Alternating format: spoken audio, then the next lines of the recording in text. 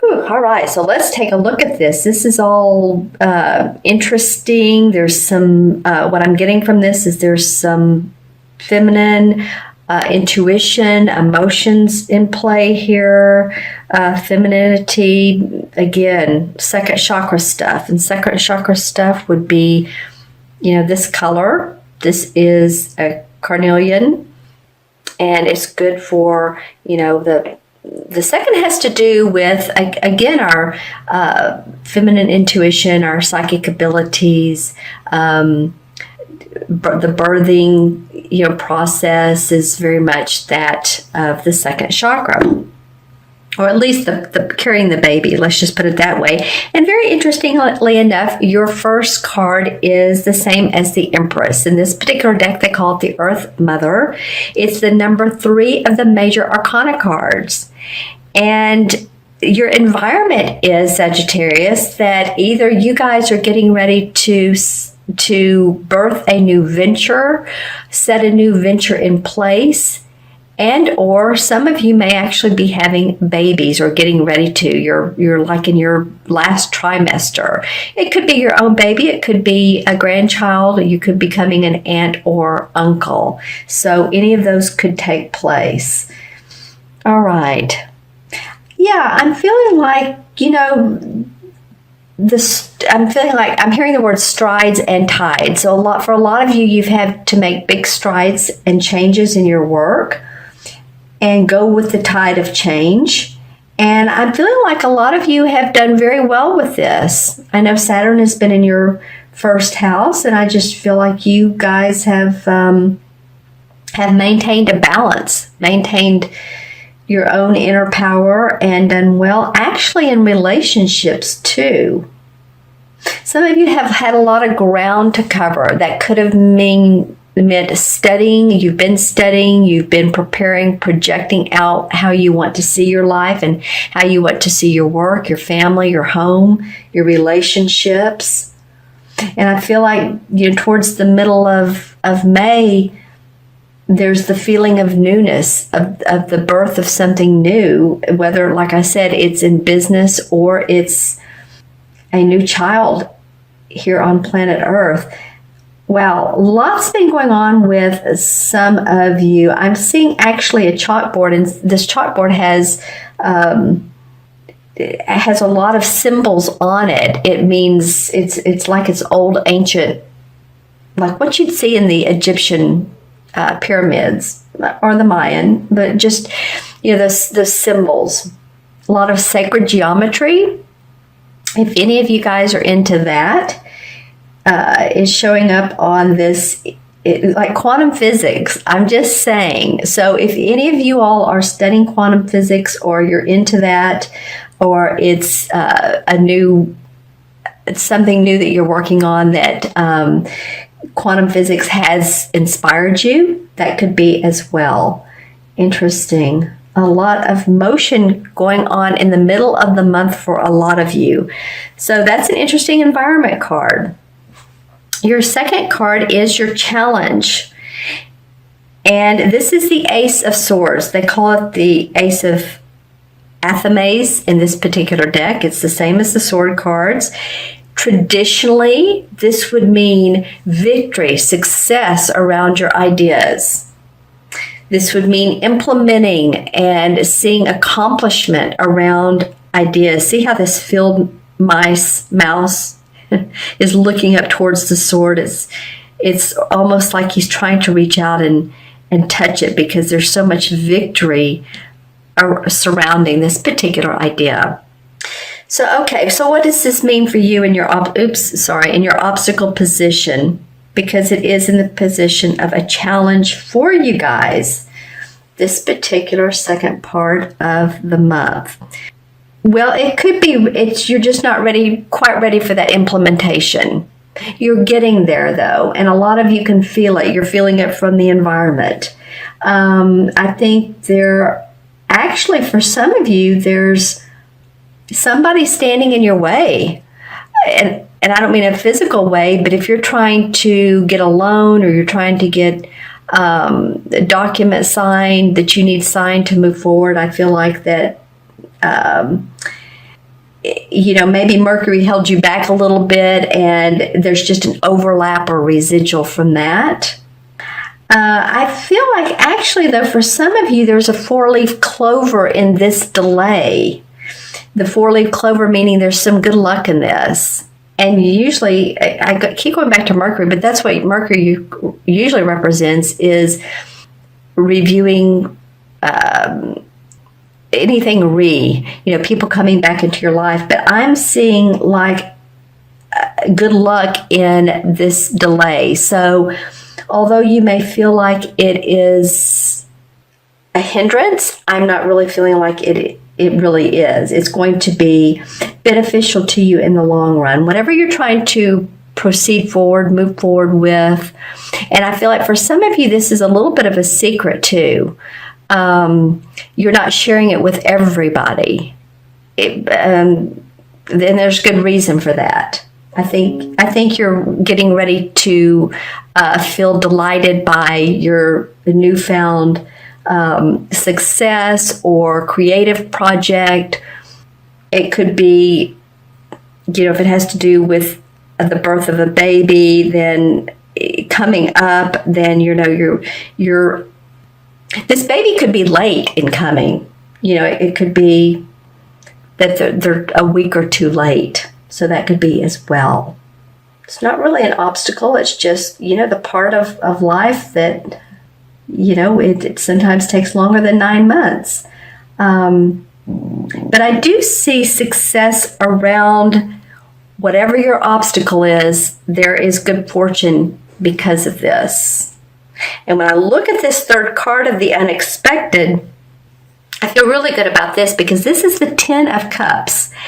And the cups represent our emotions and our feelings. And the 10 is emotional abundance. It's the last number of the cup cards or any of the suit cards, whether it's swords, cups, wands, or the fourth one, pentacles. But this is the 10 of Cups, and this is feeling good about your home, feeling good about your family. The unexpected may be that I feel like there's going to be a surprise for you. For those of you who have kids that are graduating or that you are graduating, I feel like there's going to be a big party thrown for you. And this could mean, graduating college. It could be a course that or classes that you've been taking for quite some time. I just feel like there's good memories, good feelings around this. And when I say memories, I mean that, friends are invited, families invited, and maybe you all sit and talk around the table or around the barbecue pit if you all like to do an outside barbecue and talk about the good old days and, the fun we used to have. Again, I keep going back to school and graduation. So for some of you, it's going to be being able to relax and having enjoyment time, playing time with your family. I call it playcation. And it may come as a surprise to you that, I'm just going to gather my resources financially. I'm going to take my family on a trip, and it may be a 2, 3, 4 day trip to the ocean or to the mountains or to a lake, and just really hang out and enjoy myself. Let's see what the crystal has to say on this. Yeah, some of you will actually be hiking. You may want to be outdoors near wooded areas. Some of you actually may be, walking along, finding rocks or interesting little gadgets. Some of you using the, what is it called, the meter thing that detects old coins that are buried in the dirt. Some of you may be doing that, and you find something interesting that has been around for a long time, and it's fun for you. It's just sort of a very playful feeling that you're excited about the emotional.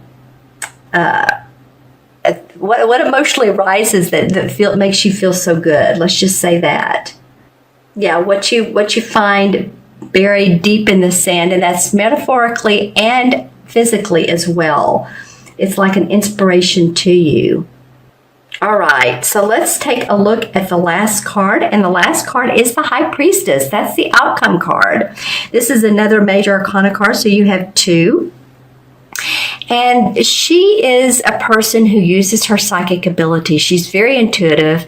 She's the mother of invention because she pays attention to her inner awareness. She knows the tides and the cycles of the moon because, as you can see, there's a full moon. And she knows when to make things happen and when to proceed forward. So I feel like by the end of the month, the work you've put in is going to be out, like you're going to have it in an outline form, or at least feel like you do. And you're going to also recognize any type of hidden agendas that anybody else has, and you can overcome that. So if someone's saying, oh, no, I don't think you should be spending money on this to, whatever it is to improve your business, I think that's too much money. I kind of think you're going to go with your own self. I think you're going to go with your own intuition, and you're going to kind of do your own thing, Sagittarius, whether this is a spouse or someone who you feel like is holding you back. Because I do feel like you know that whatever your ideas are going to empower you and send you on a fast pace. I'm seeing like a fast track. The fast track. And usually life makes us go along at sometimes a certain speed so that we don't overstep ourselves. But I feel like here towards the end of May, you guys are in the faster lane, and you're moving forward to different horizons for a lot of you. And that could mean different job. It could mean building a house, moving into a different residence, studying something totally different that heightens your intuitive ability and empowers you, your psychic senses, whether you're clairvoyant, clairaudient, clairsentient,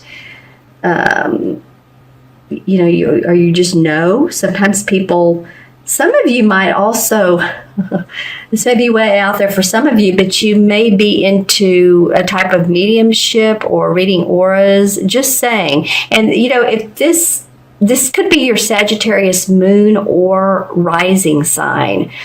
So if this doesn't make sense as a Sagittarius and your sun, it might be your moon or rising that's coming up for you. So especially pay attention if your moon or rising is a water sign, Pisces, Cancer, Scorpio, for either one of those. Okay, because I feel like whatever this heightened sensitivity is, that it's going to inspire you, propel you, move you forward in ways that you never thought possible.